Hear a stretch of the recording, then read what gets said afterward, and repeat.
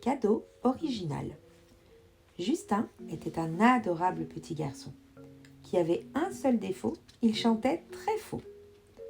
La pluie se mettait à tomber dès qu'il entonnait le moindre refrain.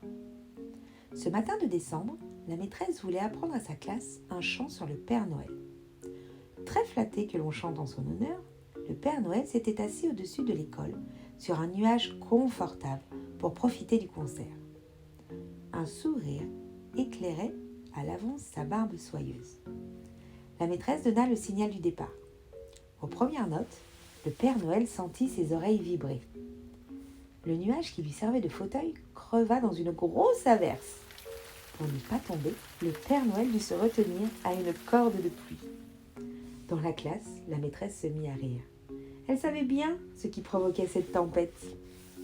Elle dit « Mon petit Justin, il va falloir que tu laisses les autres chanter. » Justin obéit de bon cœur et le chant recommença. Cette fois, la musique monta harmonieusement jusqu'au Père Noël. Mais celui-ci était triste. Il n'aimait pas savoir Justin à l'écart. Il eut soudain une idée. « Je vais faire un cadeau original à ce petit bonhomme. Je vais réparer ses cordes vocales. » Pendant ce temps-là, Justin regardait distraitement la partition du chant. En bas de la page, le Père Noël était dessiné sur son traîneau. Et voici que l'image s'anima. Le Père Noël s'était glissé dans le dessin. Il fit signe à Justin de prendre place sur son traîneau.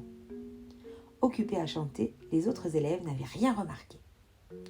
Ravi, Justin sauta sur le banc de bois et les rennes repartirent au galop.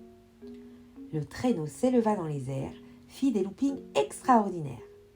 Justin riait à gorge déployée. Discrètement, le Père Noël appela son lutin musicien, celui qui était toujours à bord du traîneau pour accorder le tintement des grelots. Le lutin se glissa dans la gorge déployée de Justin et régla facilement ses cordes vocales. Le travail terminé, le Père Noël se fit transparent pour atterrir de nouveau sur la partition. Justin se retrouva donc dans la classe, comme si de rien n'était. Sous l'effet du tournis, il se mit à chanter seul alors que tout le monde s'était tu, et sa voix s'éleva, pure comme du cristal.